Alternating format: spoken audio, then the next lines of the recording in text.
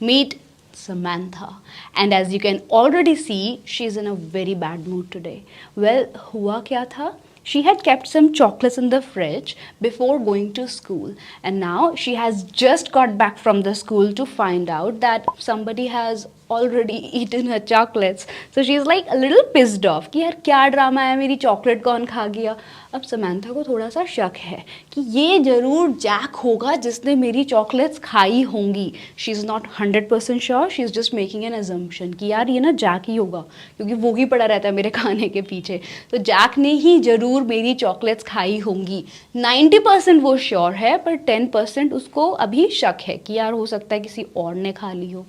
अब इस सेंटेंस को एक बार इस सेंटेंस से कंपेयर करते हैं. दूसरा सेंटेंस कह रहा है जैक ने मेरी चॉकलेट्स खा ली हैं. यहाँ पे उसे पता चल गया है क्योंकि जैक के मुंह पे लगी हुई है चॉकलेट, तो अब इसको 100% पता चल गया है कि यार मेरी चॉकलेट खाई है जैक ने.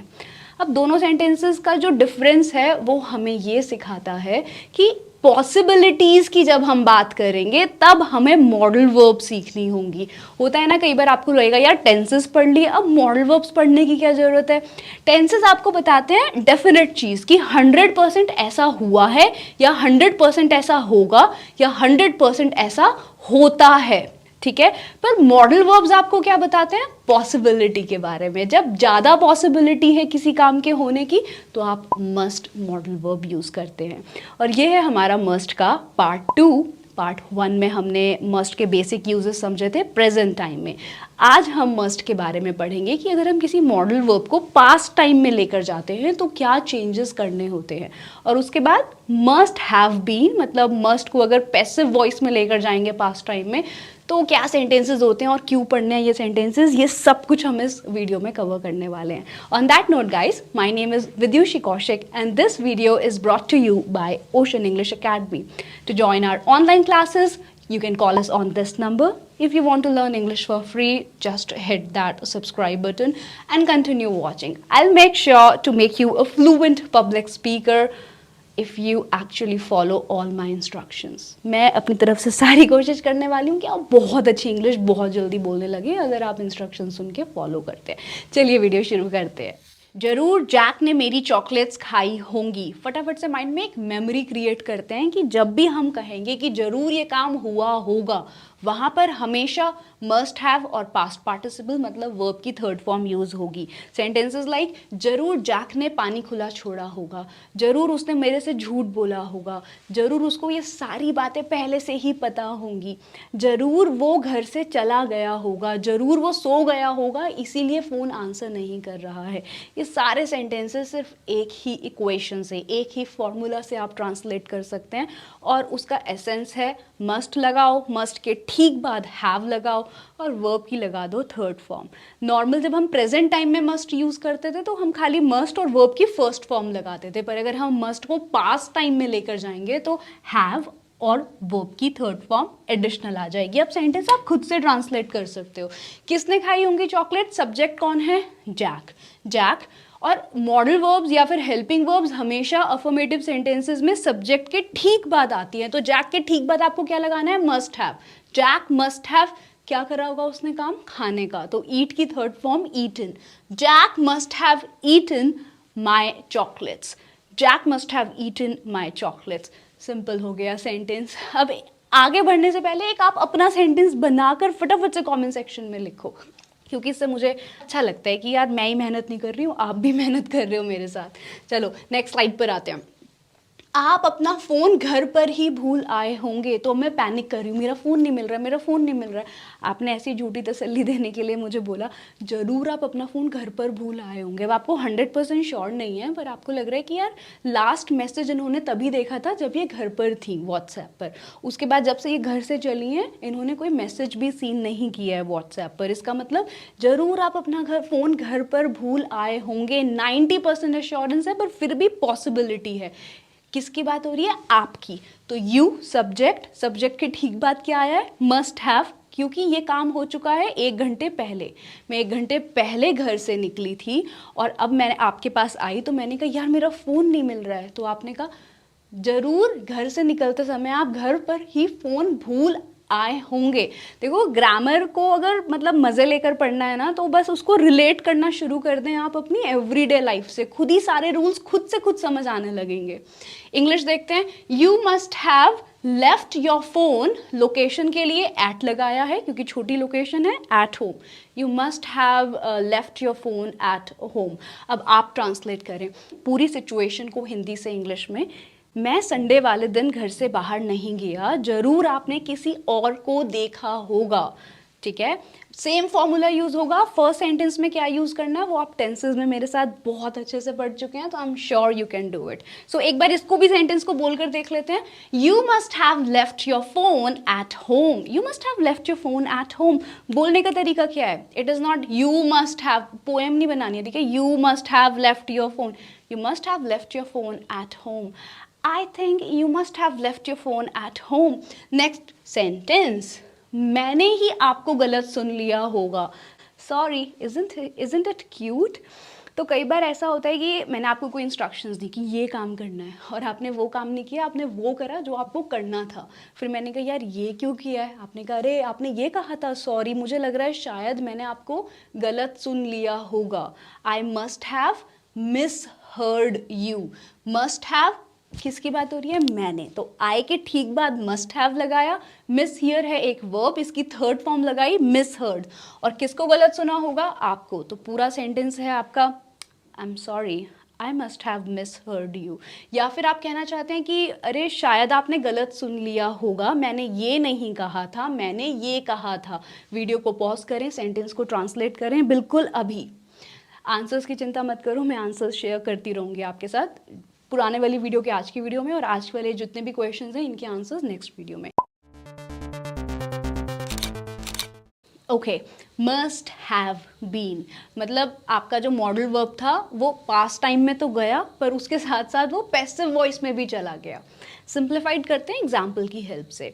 अब रात के बजे हैं 11 और एक छोटा बच्चा आपको जिद करके बोल रहा है मैगी दिला कर लाओ, अभी दिला कर लाओ। तो आप उन्हें क्या कहेंगे? आप कहेंगे बेटा अंकल ने दुकान बंद कर दी होगी, या फिर आप कहेंगे बेटा अब तक तो दुकान बंद हो गई होगी। दोनों सेंटेंसेस में फ़र्क क्या है? इसमें आपके पास कर्ता है, मतलब सब्जेक्ट है, डूअर है, ये पता चल रहा है कि दुकान किसने बंद करी होगी? अंकल ने। पर हम ऐसे बोलते नहीं हैं क्योंकि हम आज के टाइम में शॉपकीपर को बहुत पर्सनल लेवल पर नहीं जानते हैं। हम पूरा का पूरा एम्फोसिस करते हैं कि यार दुकान बंद हो गई होगी, अभी कहाँ जाएंगे मैगी लेने, कहीं नहीं मिलने वाली है। उस सिचुएशन में आप कहेंगे अब तक तो दुकान बंद हो गई होगी। पहले सेंटेंस में गौर करो, पूरा का पूरा ध्यान डूअर पर जा रहा है कि दुकान अंकल ने बंद कर दी होगी, और दूसरे सेंटेंस में आपका फोकस सिर्फ क्रिया पर जा रहा है। आप सिर्फ एक्शन बता रहे हो कि क्या काम हो गया होगा, दुकान बंद हो चुकी होगी। ये एक्टिव में है और ये पैसिव में है। इसके ऊपर डिटेल्ड वीडियो अगर आपको चाहिए तो आप पहले इस वीडियो को देख सकते हैं और फिर इसको कंटिन्यू करें इस वीडियो को, ताकि आपके कॉन्सेप्ट बिल्कुल 100% क्लियर हो। तो जब आप किसी मॉडल वर्ब को पास्ट टाइम में पैसिव में लेकर जाते हैं तब आप उसमें एक एक्स्ट्रा वर्ड बस ऐड करते हैं और उस वर्ड का नाम है been. Simple, sorted. Example, the shop must have been closed. अगर डूअर को आप लगाना चाहते हो तो आप बाय अंकल कह सकते हो, पर आप ध्यान करो ना, आप कभी ऐसे बोलते हो अंकल ने दुकान बंद कर दी होगी, आप कहोगे दुकान बंद हो गई होगी, कोई काम पूरा हो चुका होगा। उसमें भी आप 100% श्योर नहीं हो, इसलिए मॉडल वर्ब को यूज़ किया है, पर सेंटेंस आपका फिर भी पैसिव वॉइस में है क्योंकि आप क्रिया पे अपना फोकस डालना चाहते हो। डूअर यहाँ पे इंपॉर्टेंट ही नहीं है, डूअर के बारे में जिक्र करने का कोई काम ही नहीं है क्योंकि अंकल से फ़र्क ही नहीं पड़ता। अगर दुकान खुली होती तो मैगी मिल जाती। तो सेंटेंस आ गया the shop must have been closed. एक और मेमोरी में एक पैटर्न क्रिएट करना है कि अगर सेंटेंस में कर्ता की बात नहीं होगी, क्रिया की बात होगी, तो आपको हैव के साथ बीन एक्स्ट्रा ऐड करना होगा। मतलब must have been, must have been, must have been. She must not have been invited, मतलब उसको बिल्कुल भी नहीं बुलाना चाहिए था। तो सिनेरियो कुछ ऐसा है कि बर्थडे पार्टी चल रही है, वहाँ पर समैंथा घूम रही है सबसे लड़ते हुए इधर उधर, सब she is just messing up with everybody out there because she is not a very social person and she can not get along with anybody. वो अपने में ही मस्त रहती है। तो आपने कहा यार इसको क्यों बुला लिया, इसको बिल्कुल भी नहीं बुलाना चाहिए था। We must not have invited her, active voice. We must not have invited her. पर हमने तो बुलाया ही नहीं है, अब पता ही नहीं है कि किसने बुलाया है, तो सेंटेंस आपका एक्टिव से चला गया पैसिव में और इंग्लिश आ गई she must not have been invited. She must not have been invited. The food must have been finished. मैंने कहा चलो बर्थडे पार्टी है, चलते हैं खाना पीना खाकर आएंगे. आपने कहा यार 11 बज रहे हैं, अब तक तो खाना ख़त्म हो चुका होगा. किसने खाना खाया होगा ये नहीं बताया. खाना किसी ने तो खाया होगा ना, इसीलिए ख़त्म हुआ है. तो डूअर कौन है? लोगों ने खाना खा लिया होगा. पर हमने लोगों को हटा दिया और सेंटेंस को पैसिव में बनाया है कि यार खाना ज़रूर ख़त्म हो चुका होगा. So the food must have been finished. Perfect. I am sure आपने ट्रांसलेट करी होगी. नहीं करी है तो एक बार पैसिव वॉइस की वीडियो देख कर आओ, थोड़े से कॉन्सेप्ट्स रिवाइज हो जाएंगे और ये खुद पर खुद कॉन्सेप्ट आपके लिए बहुत ईजी हो जाएगा. चलो खैर गाइज, दिस इज़ ऑल. आगे और स्लाइड्स हैं पर मुझे लग रहा है कि थोड़ा ज़्यादा हो जाएगा आज के लिए. वीडियो का मेरे को रिव्यू दो कि कितना समझ आया, नहीं समझ आया तो एक वीडियो और बनाएंगे इस टॉपिक पर या आपसे लाइव मिलेंगे. And here we go. These are the name of my favourite students. No, I would like to give them a big shout out, क्योंकि ये वो स्टूडेंट्स हैं जिन्होंने इस बात की परवाह नहीं करी कि उनके सेंटेंसेस सही हैं गलत हैं. इन्होंने सबसे पहले आंसर्स शेयर करे थे मस्ट वाली वीडियो में अपने, और नाम है कुछ देविका, पायल, आरती, सोनल, आस्था, सलमान, गुरकिरत, लक्ष्मी, शीतल, अनीता, जैनब, करुणा, Inka. I'm not sure if I'm pronouncing the name correctly. Please accept my apologies for that. Ruksar, Parita, Mohini, Astha, Face the Race, Kausar, Roshni, Neha, and everybody who gave it a try.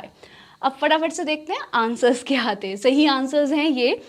नाम उन लोगों के नहीं है जिनके सारे answers सही हैं. नाम उन लोगों के हैं जिन्होंने सबसे पहले कोशिश करी थी कि यार मुझे प्रैक्टिस करनी है. I don't want to miss on any opportunity to practise my English. तो पहला आंसर है you must do what seems right to you. मतलब आपको वो करना चाहिए जो आपको ठीक लगता है. लगने की वजह से सीम आया है. अगर आप चाहते हो सीम के ऊपर नेक्स्ट वीडियो आए तो प्लीज़ कमेंट सेक्शन में सीम लिख दें. लाइक इट और नॉट, पसंद करो या ना करो, यू मस्ट लर्न ग्रामर. आपको ग्रामर सीखनी चाहिए. You must make your own decisions. आपको अपने डिसीजंस खुद लेने चाहिए. You must think before you take any decision. कोई भी डिसीजन लेने से पहले आपको सोचना चाहिए. You must be Jack's sister. आप जरूर जैक की सिस्टर होंगी. यहाँ पे भी बी क्रिया की तरह आया है, वर्ब की एक वर्ब की तरह आया. You must be Jack's sister. You must take some rest. आपको थोड़ा आराम करना चाहिए. और शायद मुझे भी. जल्दी मिलते हैं दूसरी वीडियो में नरेशंस के ऊपर और मे बी वॉइस मॉड्यूलेशन के ऊपर और मे बी सीम के ऊपर. That you have to decide. Thank you very much for watching the video till the end. All the best. Keep learning.